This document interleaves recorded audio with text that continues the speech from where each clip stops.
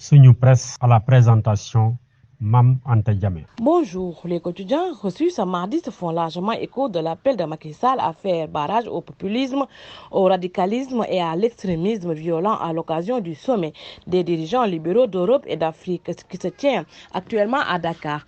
Après le Marrakech en 2022, c'est au tour de la capitale sénégalaise d'appliquer l'édition 2023 du sommet des dirigeants libéraux d'Europe et d'Afrique, venu présider la cérémonie d'ouverture de cette rencontre prévue sur 2 jours. Le président de la République, Macky Sall, a appelé à une union sacrée contre le populisme, le radicalisme et l'extrémisme violent, souligne le journal Sud Quotidien. Démocratie, liberté, droits fondamentaux, responsabilité, ces termes sont devenus indissociables des discours de Macky Sall. Hier, lors de son adresse à l'occasion de l'ouverture de la conférence, il a insisté sur la nécessité de maintenir l'équilibre entre liberté, responsabilité et respect des institutions et de l'ordre public. Selon Vox Populi, le chef de l'État a livré un message fort invitant à combattre sans concession le populisme, le radicalisme et l'extrémisme violent pour préserver la démocratie. À Dakar, Le Soleil relève que Macky Sall prône la recherche d'un nouveau logiciel pour consolider les relations de partenariat entre l'Europe et l'Afrique.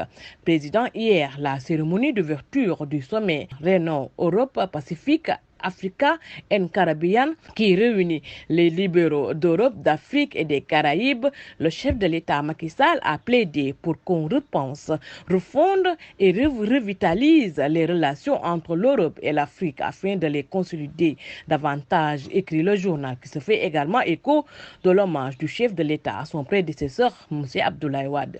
Macky Sall a rendu un hommage appuyé à son prédécesseur à la tête du pays, Maître Abdoulaye Wade, qu'il a qualifié de père du libéralisme africain, rapporte la publication.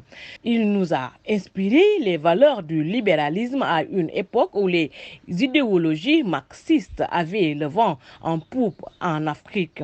Il a osé ramer à contre-courant. Moi-même et beaucoup de personnalités qui participent à ce sommet sommes ses héritiers, a déclaré le président sénégalais en hommage à son ancien mentor sous les applaudissements nourris de la salle, rapporte le journal Le Soleil.